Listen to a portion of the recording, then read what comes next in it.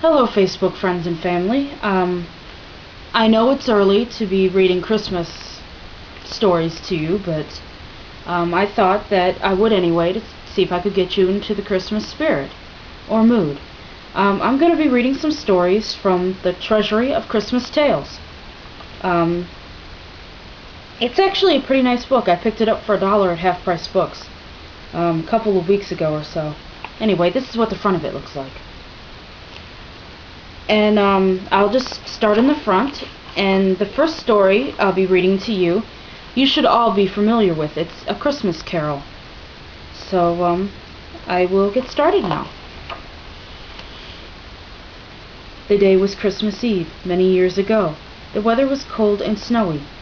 Busy in his counting house, old Ebenezer Scrooge was counting his money. In the freezing outer office, Bob Cratchit, Scrooge's clerk, sat shivering. "Tomorrow's Christmas Day," said Bob Cratchit, meekly to his employer. "Will you be needing me to come to work, sir?" "Christmas Day? Bah humbug," replied Scrooge. "I suppose you must have the day off, but be sure you are here even earlier the day after. Christmas is a poor excuse for being a lazy clerk."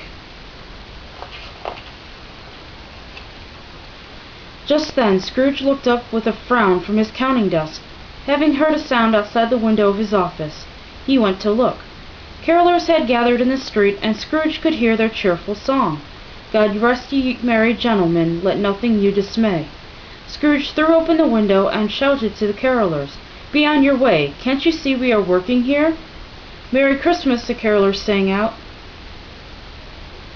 Before he closed the window, Scrooge replied, "Bah humbug! Only fools go around with Merry Christmas on their lips." Scrooge went back to counting his money. A smile came to his face as he looked at the piles of gold coins on the table. He was interrupted by a knock on his door. Two gentlemen came into his office. The first said, "We are here to collect some money for the poor. This is Christmas Eve, and many have no food for the holidays." Scrooge remarked, "I haven't time for all this talk of Christmas. What rubbish! Let the poor take care of themselves. Don't bother me." "But, sir," protested the second man, "surely you must want to help those in need." Shaking his fist, Scrooge croaked, "Christmas! Bah humbug!" That night Scrooge went home to his lonely house. He ate a cold supper, then went to bed. In the middle of the night he was awakened suddenly by a strange noise in his room. He sat up in his bed and stared at the ghostly figure in front of him. He saw what looked like a person in a white robe moving slowly toward his bed. The figure spoke to Scrooge. "Come with me. I am the ghost of Christmas past." Scrooge rubbed his eyes, but the ghost was still there. Although he was frightened, Scrooge did as the ghost asked and got out of bed. Now this is one of the pictures in the book. They did a very good job, whoever designed this or drew it or the illustrator. Suddenly Scrooge found himself walking with the ghost up a lonely road. Before them was a large and ancient building. Scrooge and the ghost went through the door. Inside, alone in a room, sat a young schoolboy. All the other boys had gone home for Christmas, and this child was left with only the schoolmaster for company.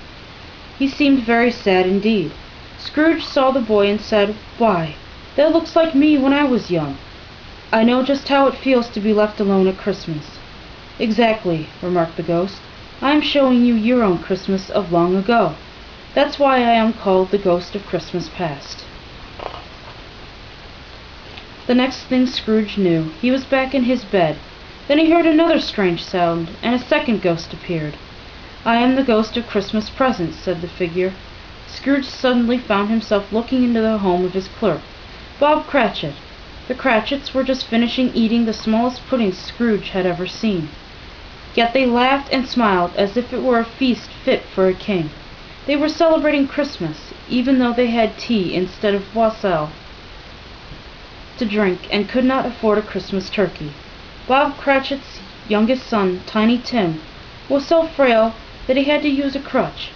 But he said to his brothers and sisters with a smile, "Merry Christmas to you, everyone."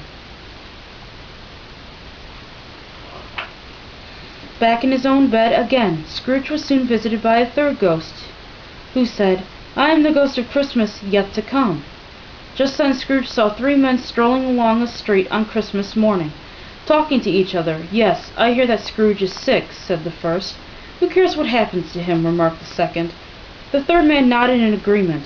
"Anyone who calls Christmas humbug doesn't deserve our help," he said. Scrooge realized they were talking about him.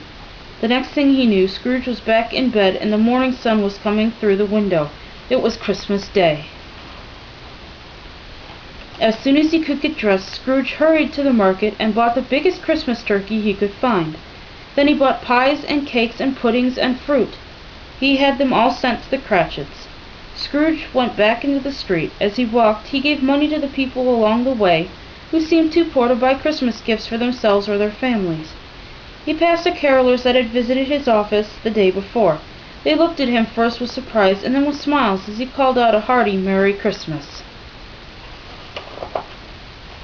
That Christmas Day, Scrooge went to shop after shop and bought Christmas gifts for every member of Bob Cratchit's family.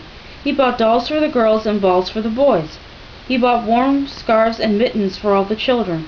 For Miss Cratchit he purchased a lovely handkerchief, and for Bob Cratchit a pair of handsome gloves.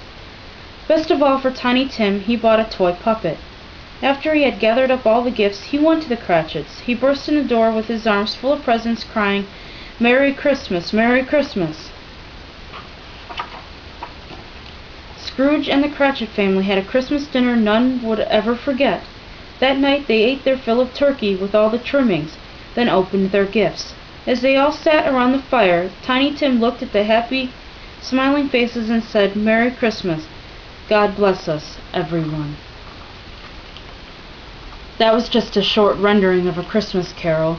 There's many different versions of the movie out there also. I've seen a few versions of it. It's a good story. Anyway, like I said, I just wanted to read a story here and there from now till Christmas to hopefully get you into the Christmas spirit. I've already started doing my Christmas shopping, believe it or not. I know it's sort of early, but I've just picked up little things here and there for people. So anyway, I'd like to say I hope this has helped everyone, and I will see you next time with another short Christmas story. Alright, good night everyone.